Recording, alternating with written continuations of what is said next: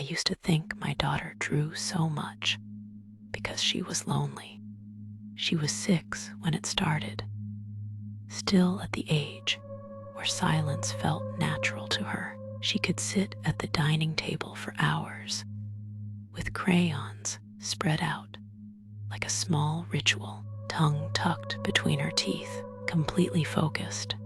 At first, her drawings were exactly what you would expect: houses with crooked windows, stick figures holding hands, a sun in the corner that smiled whether it belonged there or not.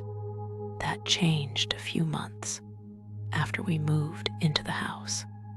The first drawing I noticed was taped to the refrigerator with a red magnet shaped like an apple. I remember pausing mid-step because something about it felt deliberate in a way children's drawings usually are not. It showed 3 people standing in front of our house. The house was accurate, down to the narrow porch and the tree leaning slightly to the left.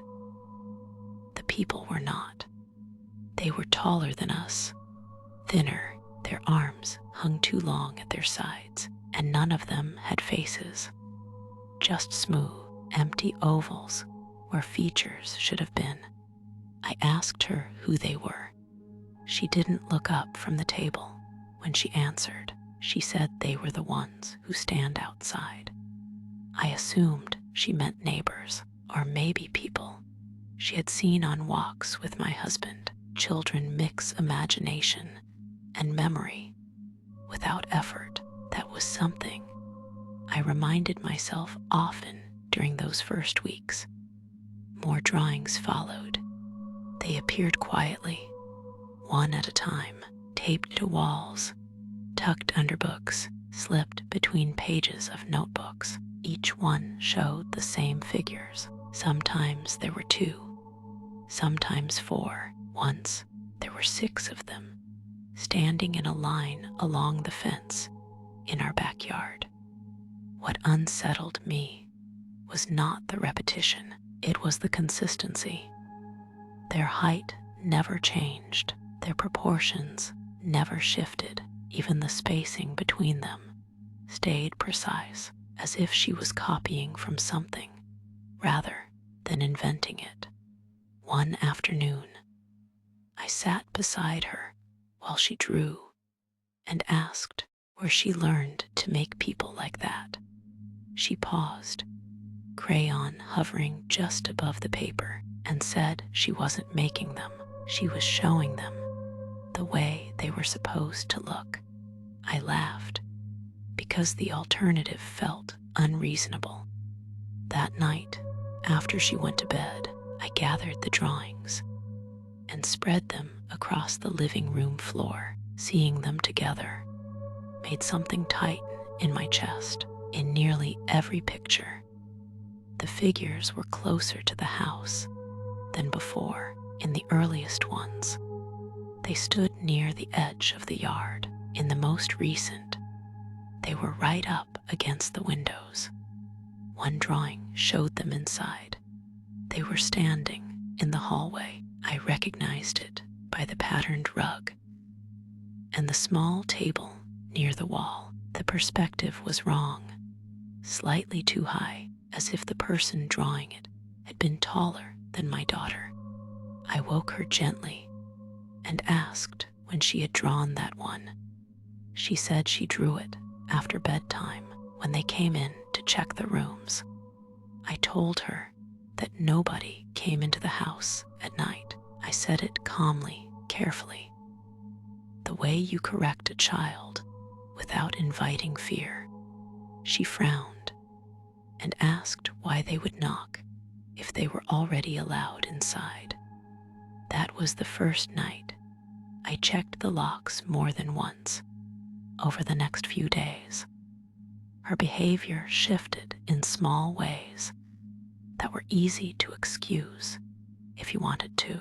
She stopped sleeping with her door closed. She asked to keep the hallway light on, even Though she had never been afraid of the dark, she began arranging her toys in careful rows near the foot of her bed, all facing the door.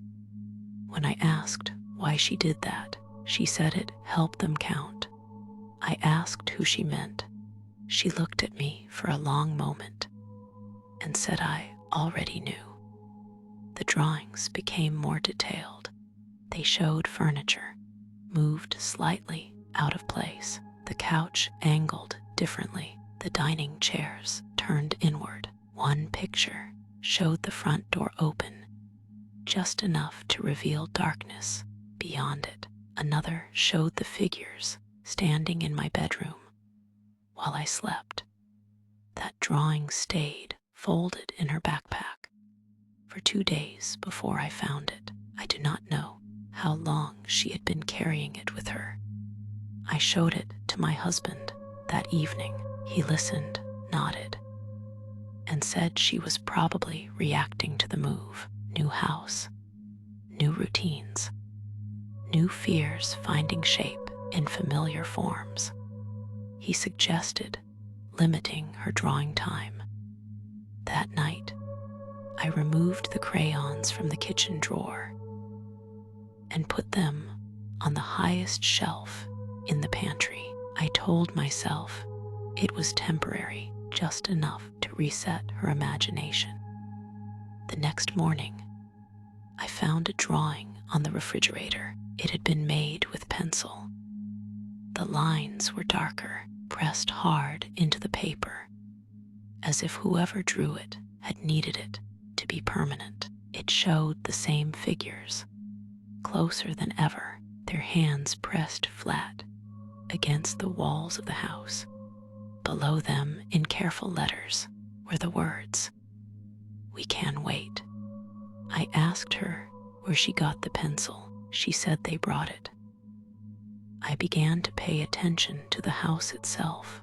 After that, I noticed the way sounds traveled at night, how footsteps from the upstairs hallway seemed to echo downward rather than outward. I noticed the faint marks on the windows in the morning, like fingerprints wiped away too carefully to belong to children. One afternoon, while folding laundry, I heard her talking in her room, not playing, conversing. Her voice paused at intervals, as if she was listening for replies. When I opened the door, she fell silent. Her sketchbook lay open on the bed. The drawing inside showed our family standing in the living room. Next to us were the figures.